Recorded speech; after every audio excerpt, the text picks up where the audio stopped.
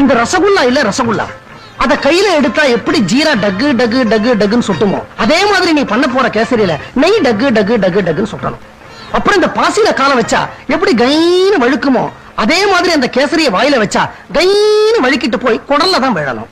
யார் குடல்ல? கண்ணம்மா, நான் என் பொண்டாட்டி கிட்ட பேசிக்கிட்டு இருக்கேன், நடுவுல நீ தலையிடாத. உங்க பொண்டாட்டி ஆகிறதுக்கு முன்னாடி இருந்தே நான் இந்த வீட்டுல வேலைக்கு சேர்ந்துட்டேன். உடம்பு பூரா சக்கர வியாதி, ஈ மொச்சுக்கிட்டு இருக்கு. இந்த லட்சணத்துல கேசரியில ஐயாவுக்கு நெய் டக்கு டக்குன்னு சொட்டணும். கண்ணம்மா, நீ சும்மா இருக்க மாட்ட.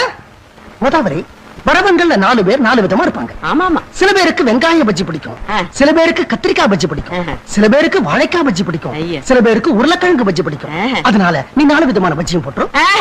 இந்த பலகாரம் எல்லாம் வர்றவங்களுக்காக செய்ய சொல்லல, நாக்க தொங்க போட்டுக்கிட்டு நீங்க திங்கறதுக்காக செய்ய சொல்றீங்க. உடம்புல ஊசி எடுத்து குத்துனா காத்தா வெளியில போகும்.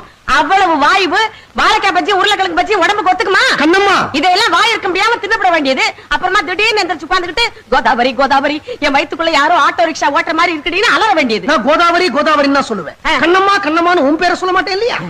கோதாவரி கோதாவரி கோதாவரி என் வயித்துக்குள்ள யாரோ ஆட்டோ ரிக்ஷா ஓட்டுற மாதிரி இருக்குன்னு அலற வேண்டியது. நான் கோதாவரி கோதாவரின்னு தான் சொல்லுவேன். கண்ணம்மா கண்ணம்மான்னு உன் பேரை சொல்ல மாட்டேன் இல்லையா? கோதாவரி கோதாவரி, இந்த ரசம்